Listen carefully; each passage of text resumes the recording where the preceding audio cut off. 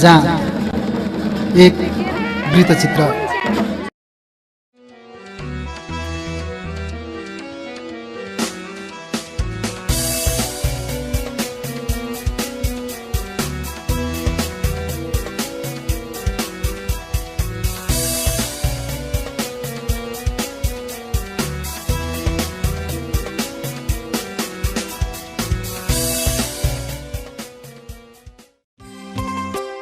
देवी देवताको मन्दिरमा मुख्य पर्वमा वार्षिक रूपमा गरिने विशेष पूजाआजा सहितको शोभायात्रालाई जात्रा भन्ने गरिन्छ।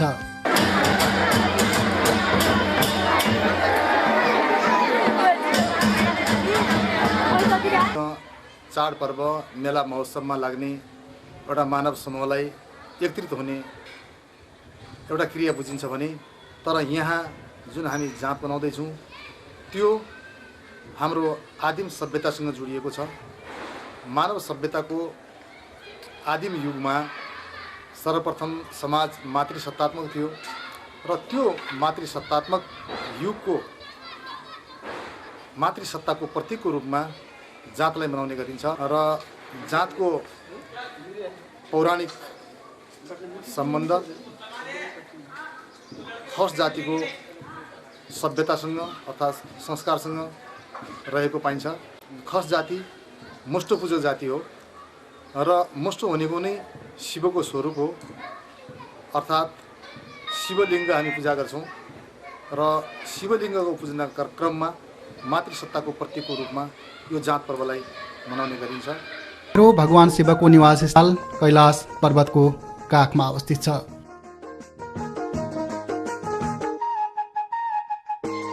शिव पार्वतीको बिहारी स्थल, देवगण, यक्ष र किन्नरहरूको वासस्थल, ध्रुव, परशुराम, वेदव्यास जस्ता थुप्रै सिद्ध महापुरुषहरूको तपोस्थल, पञ्चपाण्डवको वनवास र गुप्तवास स्थलका रूपमा रहेको यो क्षेत्र देवभूमिका रूपमा सुपरिचित छ। कैलाली स्थित बेहडा बाबा, नैनादेवी, गोदावरी, डोटी स्थित बडा केदार, दिल्पेश्वर, शैलेश्वरी, अछाम स्थित वैद्यनाथ, वरदादेवी, बाजुरा स्थित बडीमालिका, जुम्ला स्थित चन्दननाथ लगायतका दर्जनौं शक्तिपीठहरूले यस क्षेत्रमा धार्मिक पर्यटनको सम्भावनालाई ऐतिहासिक धरोहरका रूपमा रहेका किल्ला, गढी तथा देवलहरू, विभिन्न जात जातिका मौलिक संस्कृतिहरू यस क्षेत्रको पर्यटनका आधार स्तम्भका रूपमा रहेका छन्। यस्ता थुप्रै सम्भावना हुँदाहुँदै पनि विकासका दृष्टिकोणले निकै पछाडि पर्दै र पारिँदै आएको यस क्षेत्रमा पछिल्लो समयमा स्थानीय स्तरबाट यस क्षेत्रलाई चिनाउने विभिन्न प्रयासहरू भइरहेका छन्। डोटीको शैलेश्वरी,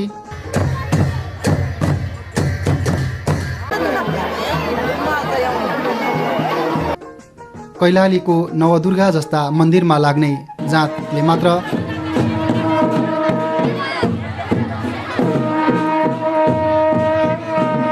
केही चर्चा पाएका भए तापनि हरेक क्षेत्रमा मनाइने जातले स्थानीय स्तरमा उत्तिकै महत्त्व राख्दै आइरहेका छन्।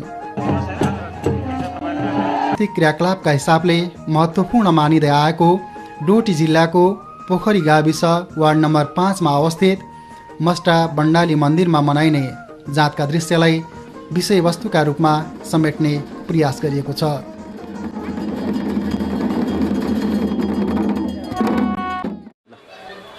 दर्शकबिन नमस्कार, म एनके जोशी। हरेक व्यक्तिका आफ्नै रुचि र सन्तुष्टि हुने गर्दछन्। म आफ्नो संस्कृति पछिल्लो प्रयासका रूपमा त्यही गौरवलाई श्रव्य दृश्य माध्यमबाट समेत प्रस्तुत गर्ने जमर्कोका साथ यस यात्राको थालनी गर्दैछु। हामीले धनगढीदेखि डोटी र अछामको सिमाना चौखुट्टे नजिकसम्मको यात्रा सार्वजनिक यातायातबाट गर्ने निधो गरी धनगढी बस पार्कबाट अछामको मङ्गलसैन जाने यस बस मार्फत बेलुका 5 बजेको समयमा यात्रा प्रारम्भ गर्दैछौँ। बस अत्रिया बस पार्कमा करिब 1 घण्टा पछि राति 1 बजे सुदूरपश्चिमाञ्चल क्षेत्रको क्षेत्रीय सदरमुकाम दिपायल पुगेका छौँ हामी।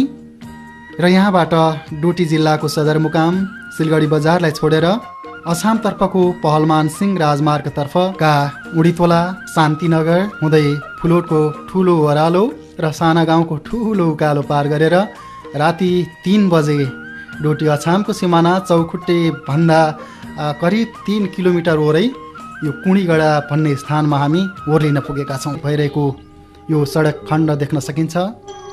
यस सडकले जब खप्तडलाई छोइसक्नेछ तत्पश्चात यस क्षेत्रमा पर्यटकीय गतिविधि बढ्ने निश्चित नै छ। हामी अहिले जुन स्थानमा छौँ यो लेकाली क्षेत्र अत्यन्त रमणीय देखिन्छ।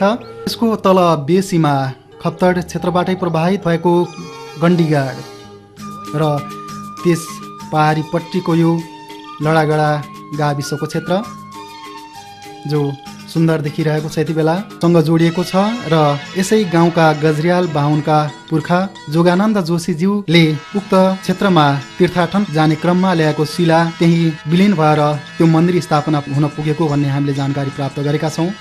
दर्शकवृन्द, अब भने हामी त्यो ठाउँ आइपुगेका छौँ जहाँबाट हामीले पुग्नुपर्ने मन्दिर क्षेत्रलाई पहिलोपटक देख्न पाएका छौँ। साह्रै सुन्दर देखिन्छ। त्यो अग्लो डाँडामा ठुल्ठुला रुखले शोभायमान छ मन्दिर क्षेत्र र आसपास अन्य दृश्यमा देखिएको यो कोट सलेना,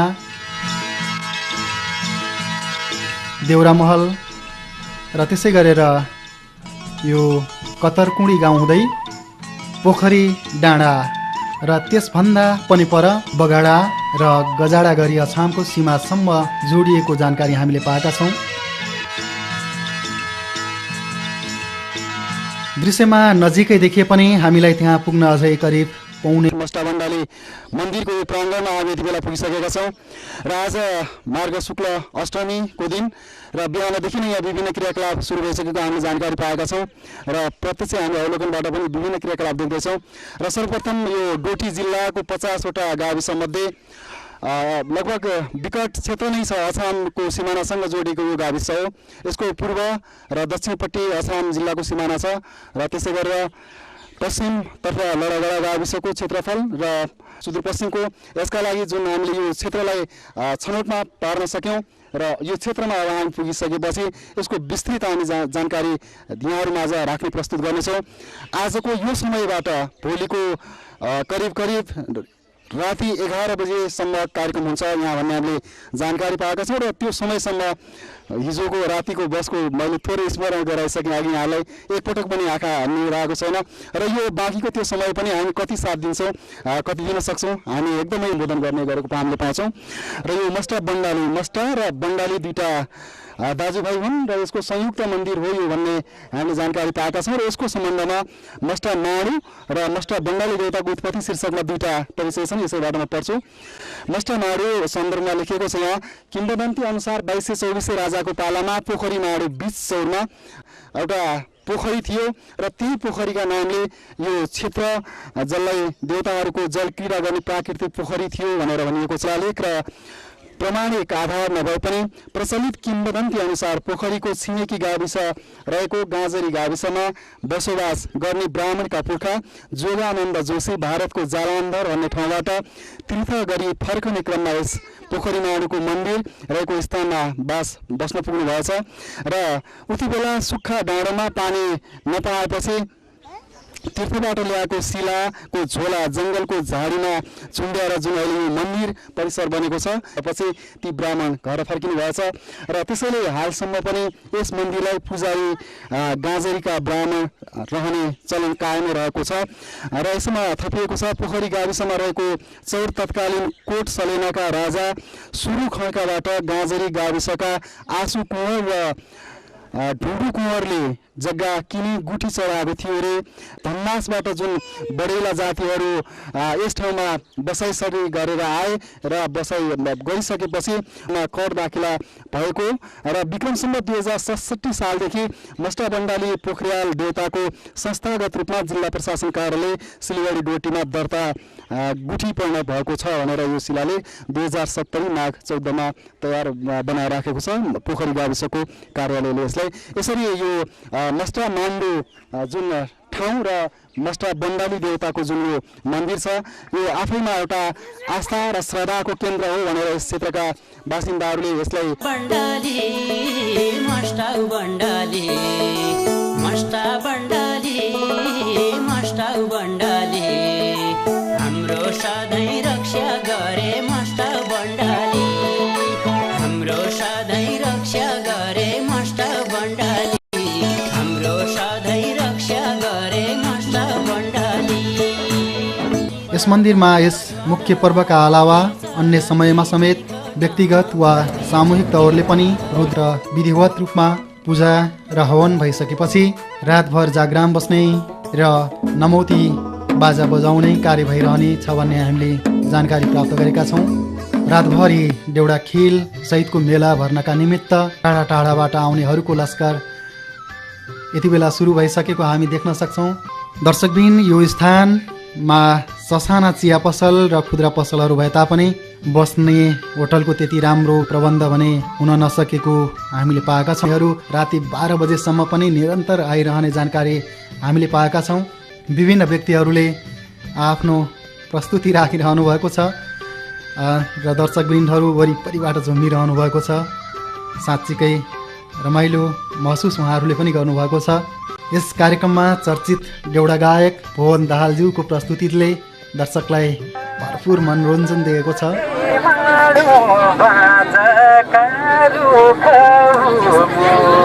अनि यहाँहरूसम्म प्रस्तुत गर्न असमर्थ रहनेछौँ।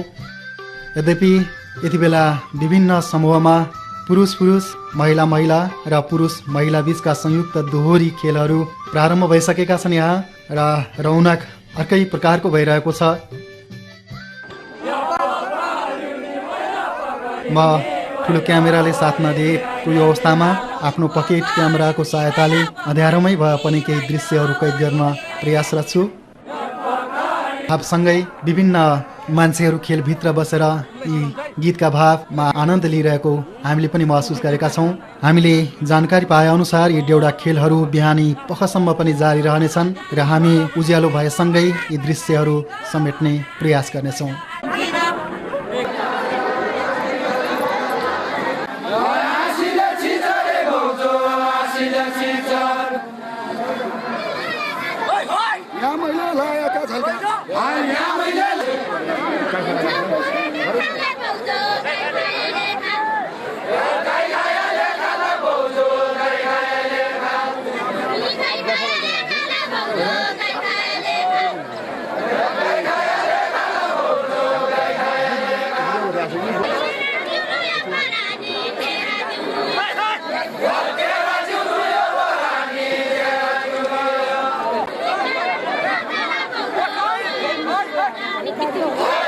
तैपनि म यहाँलाई यो मेलाको सुरुवातदेखि अन्तिमसम्म सबै दृश्यहरू मैले यहाँलाई देखाउनेछु भनेर जुन प्रण गरेको छु त्यसैले सबै एक दृश्य म यहाँलाई देखाउनेछु र विनम्रताका साथ एउटा के अनुरोध मैले गर्न चाहौँ यहाँलाई भने यो मार्गशीर्षको अष्टमी हिजोको दिन हामी जसरी यहाँ उपस्थित भएर यहाँ पुगेर प्लेअप गरिरहेका छौँ एक कुराहरू र यहाँहरूलाई यो जानकारी गराउँ।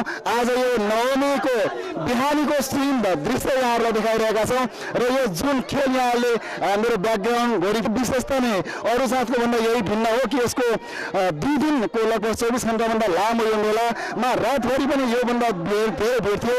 अहिले स्थानीयहरू जो नजिक छन् उनीहरू आफ्नो घरमा आफ्नो खानाको तयारी गर्ने र दिउँसो बालबच्चा र बुढाबुढीहरू ल्याउनका निमित्त घरतर्फ गएको हामीले जानकारी प्राप्त गरेका छौँ र घर जान नसक्ने टाढाबाट आएकाहरू अहिले पनि यो मेला भइरहेका छन्। यो खेल लागिरहेको छ। म केही प्रत्यक्षदर्शीहरूसँग केही कुराहरू गर्न गइरहेको छु। एकजना सर हामीसँग हुनुहुन्छ। मैले स्वागत गरेर आएका थिएँ यहाँ। अब सुन्थेँ प्रत्येक वर्ष सुन्थेँ कि धेरै राम्रो मेला हुन्छ भनेर। म पनि हेरौँ कस्तो हुन्छ भनेर अस्ति कुनै पढ्ने बेलामा थिएन एकाएक हेरिहालेँ। हेरेर यो देवताको कृपाले यसको मतलब यहाँको पहिलोपटक हो। पहिलोपटक हो। कस्तो लागिरहेको छ? धेरै राम्रो लाग्यो मलाई त। अझै सुन्नेभन्दा पनि बढी राम्रो। हाम्रो सुदूर पूर्वको संस्कृति र सुदूर पश्चिमको संस्कृतिको भिन्नता के पाउनु भयो यहाँ? सुदूर पूर्वमा चाहिँ मेला अवस्था त हुन्छ नहुने होइन होइन। अहिले पनि गठमारीको मेला भइरहेको छ। तर धरती पनि हो सुदूरपश्चिम, किनभने विभिन्न देवी देवताको यो वासस्थान क्रीडास्थान अनि थुप्रै ऋषिमुनिहरूको तपोभूमि पनि यो सुदूरपश्चिम। यहाँ विभिन्न खालका धार्मिक तथा सांस्कृतिक क्रियाकलापहरू आयोजना हुनेछन् र प्रत्येक जति पनि इभेन्टहरू हुन्छन् ती प्रत्येकको एक एक झलक हामी यहाँहरू माझ राख्ने एकदमै प्रण गर्न चाहन्छौँ। दर्शकबिन, यति बेला बिहानको करिब 8 बज्ने आँटेको छ। यद्यपि राति 11-12 बजेदेखि सुरु भयो देवघरमा हामीले धामी नाच प्रस्तुत भइरहेको देख्न सक्छौँ, जुन दृश्यहरू निकै मनमोहक पनि छन्। हामीले केही व्यक्तिलाई सजाय दिलाएको देखिरहेका छौँ। यस देवतासँग निकटस्थ रहेका व्यक्तिहरूले जान अनजानमा केही गल्ती गरेको पाएमा देवताले यसरी सजाय दिने र सम्झाइ बुझाइ गर्ने गरेको जानकारी हामीले पाएका छौँ। जसका निमित्त यस देवघरबाट मन्दिरसम्म डोलीमा सामग्री लग्ने कार्य यति बेला भइरहेको छ, जसलाई स्थानीय भाषामा पैठ लिनु भन्ने गरिन्छ।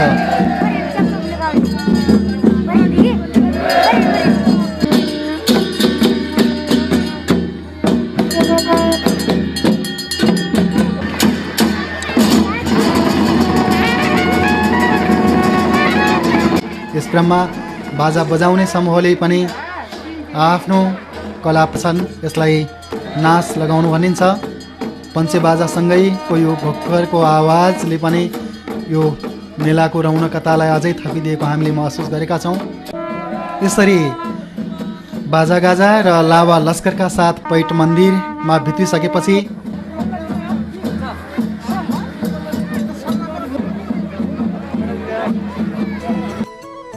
गादी बस्ने कार्यक्रम सुरु भएको छ। गादी भन्नाले देवताको चढाएका छौँ।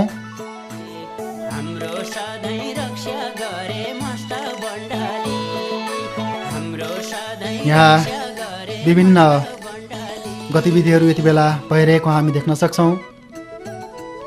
हामीले जानकारी पाएअनुसार विभिन्न व्यक्तिहरूले रोग व्याधिबाट जोगिन, कुनै सङ्कटबाट मुक्ति पाउन, पारिवारिक सुख शान्ति सन्तान र समृद्धिका निमित्त ठहर गरेमा मात्र सहर्ष स्वीकार्ने र शङ्का लागेमा स्पष्टीकरण लिने गरेको भन्ने जानकारी समेत हामीले पाएका छौँ। यही गादी स्थलमा देवताको धामीले सहकाल बोल्ने, यानि कि वार्षिक भविष्यवाणी, वर्षाको स्थिति, कृषिको स्थितिका सम्बन्धमा जानकारी दिने र कुनै रोग व्याधि तथा दैवी प्रकोपको भय छ भने त्यसतर्फ सजग गराउने जस्ता कार्य हुन्छन्।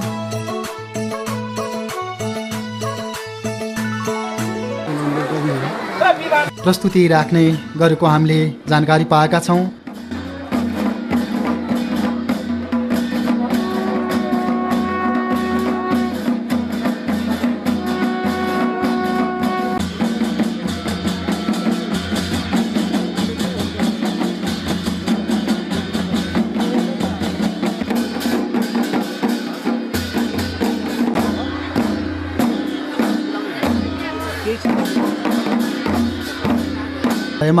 त्यसको परिचय लिने र नदिन चाहेमा त्यहाँका धामीले काँपेरै पिटेर बाहिर निकाल्ने गरेको भन्ने पनि बुझिन आएको छ। विभिन्न थरी धामीहरूले विभिन्न तालमा नृत्य गरेको यहाँ देख्न सकिन्छ र दर्शकहरूको तछाड मछाड भइरहेको छ।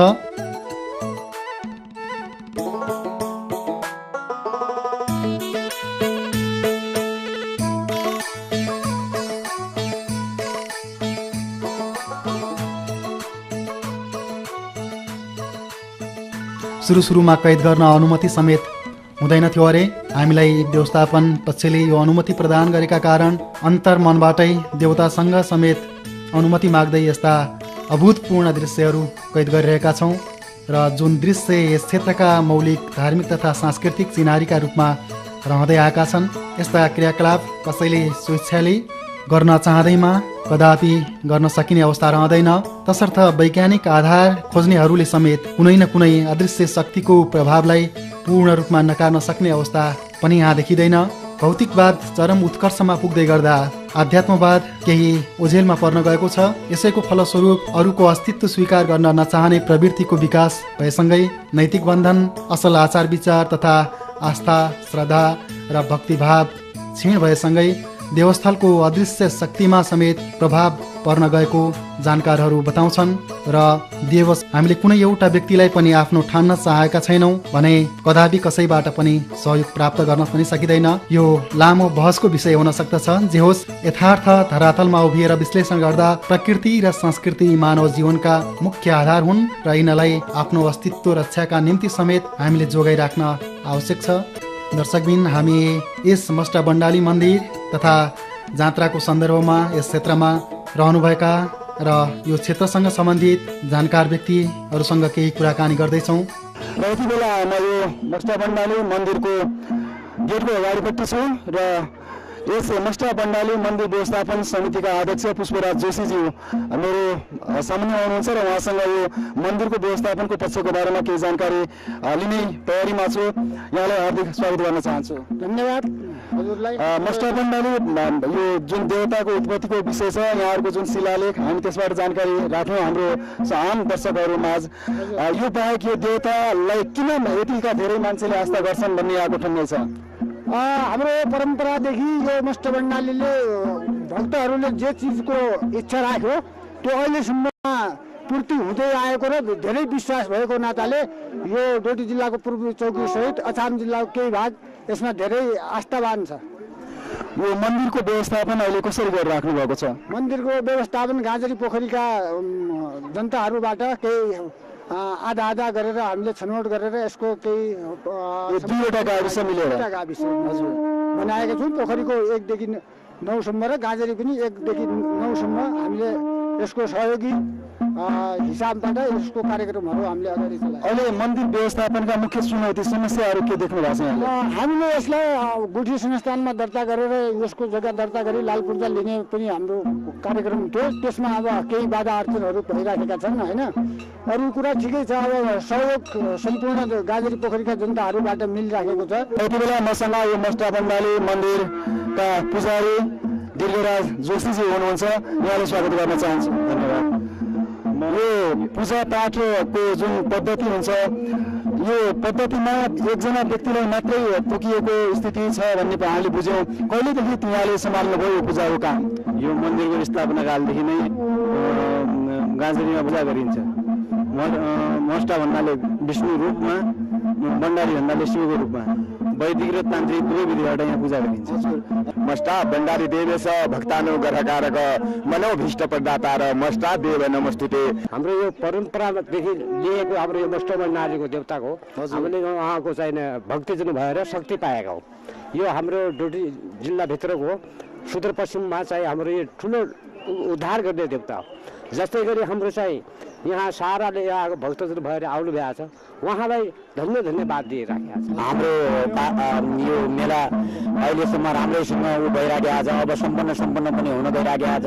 अब हाम्रो मुख्य मुटु भनेको भनिसकेका छौँ प्रवक्ता साथीहरूले। अहिले हाम्रो अब यो मुटु भनेको यही हाम्रो गाँज हो। यो भगवतीको दर्शन गर्नलाई सारा उच्च भक्तजनहरू भइराखेका छन्। अब यसलाई हामीले सम्पन्न गरिसकेपछि आज राति यस्तै थपित राखेर भोलि होमपाठ हुने हाम्रो कार्यक्रम हुन्छ। भोलि होमपाठ गरेर अनि हाम्रो यो मुसिरको हाम्रो यो शुक्ल यो नेउरामा हामीहरूको यो समाप्त हुन जान्छ। आफ्नो महत्त्वपूर्ण विचार तथा जानकारी राखिदिनु हुने यहाँहरू सबैप्रति हामी आभार व्यक्त गर्न चाहन्छौँ। दर्शकबिन, यस्ता धार्मिक तथा सांस्कृतिक पर्वले सामाजिक एकता, सद्भाव र भाइचाराको सम्बन्धलाई सुमधुर बनाइराख्न समेत प्रत्यक्ष अप्रत्यक्ष सघाइरहेका हुन्छन् र यस मेलाले पनि स्थानीय उत्पादनलाई बिक्री गर्ने अवसर समेत यहाँ प्रदान गरेको छ। सुन्तला, केरा, बदाम, उखु लगायतका चिजवस्तुहरूले स्थानीय क्षेत्रमै बजार पाएको देख्न सकिन्छ र केही व्यापारीहरूले समेत छन्। र यो जुन जात्राको कार्यक्रम सकिन्छ त्यो सँगसँगै पुनः उनीहरूले पनि गाउँ छोड्नुपर्ने हुन्छ आफ्नो बेरोजगारीका कारण। यस अर्थमा यस जातले पारिवारिक भेटघाटको समेत अवसर जुटाइदिएको छ। यति बेला जातको महत्त्वपूर्ण र आकर्षक मानिने शोभायात्रा, जसलाई स्थानीय भाषामा गाँच जमाउने पनि भनिन्छ अथवा गाँच नचाउने पनि भनिन्छ, त्यसको तयारी भइरहेको हामी देख्न सक्छौँ र देवताका धामीले यसलाई समात्ने र अन्य सहयोगीले सघाउने कार्य भइरहेको छ यहाँ। यो गाँचको तयारीसँगै जय जयकारका साथ पञ्चेबाजाको साथमा यसलाई नचाउने कार्य यति बेला भइरहेको छ। श्रद्धालु दर्शकहरूले फूल अक्षता वर्षाई आफ्नो शिर निहुराउँदै श्रद्धा भक्ति अर्पण गरिरहेको देख्न सकिन्छ।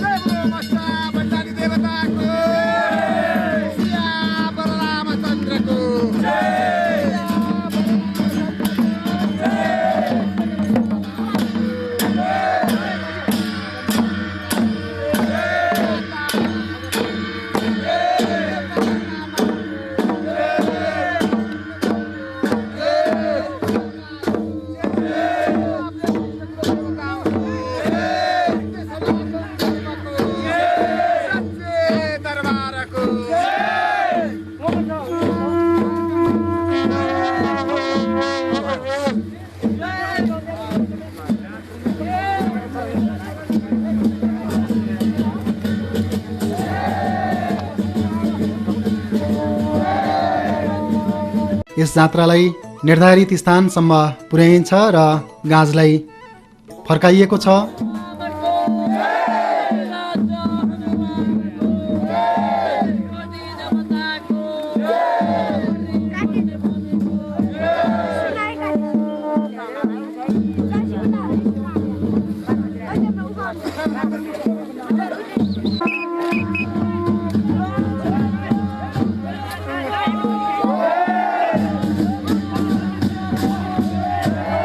टाढा टाढाबाट आएकाहरू, बुढापाका र बालबच्चाहरू आफ्नो घरतर्फ फर्किन सुरु भएको छ भने युवा युवती तथा स्थानीयहरू पुनः सांस्कृतिक धरोहरका रूपमा रहेको मौलिक चिनारी पनि हाम्रो देउडा खेलतर्फ फेरि जुट्ने तर्खरमा यति बेला छन्।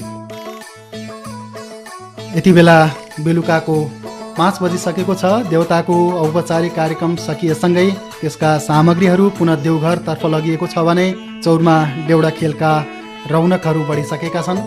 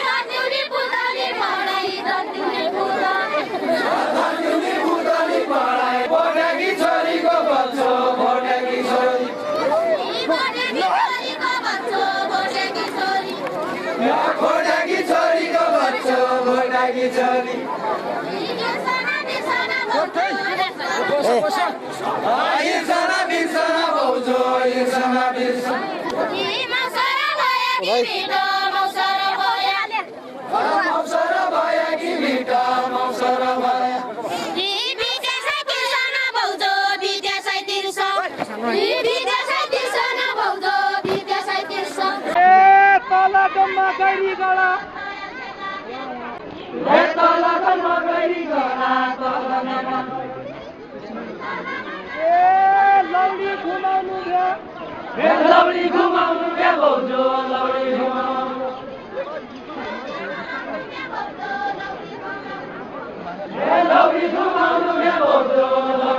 on,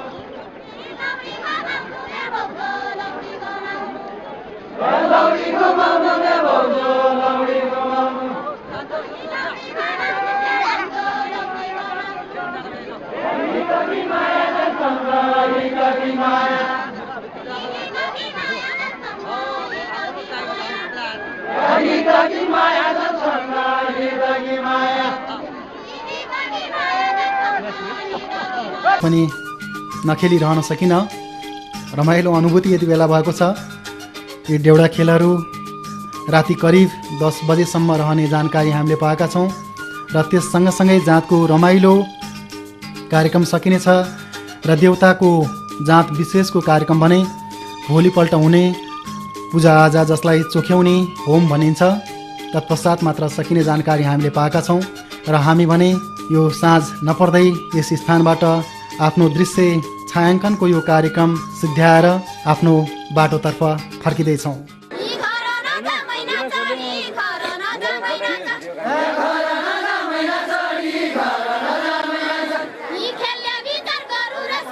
दर्शकबिन, हामीले यहाँलाई काली कर्णाली क्षेत्रमा मनाइने जातका केही झलकहरू चिनारीको रूपमा डोटी जिल्लाको पोखरी गाविसमा अवस्थित मस्टबण्डालीको जात जसलाई पोखरी जातका नामले समेत पुकारिन्छ त्यस जातका धार्मिक तथा सांस्कृतिक क्रियाकलापलाई प्रतिनिधि नमुनाका रूपमा प्रस्तुत गर्यौं। यस क्षेत्रमा 100औं स्थानमा यस प्रकारका जात्राहरू हुने गर्छ। सहयोग पुर्याउनु हुने व्यक्ति तथा सङ्घ संस्थाप्रति समेत हार्दिक आभार व्यक्त गर्दै यहाँको अमूल्य सल्लाह सुझाव र प्रतिक्रियाको अपेक्षाका साथ म एनके जोशी बिदा चाहन्छु। हस्त नमस्ते।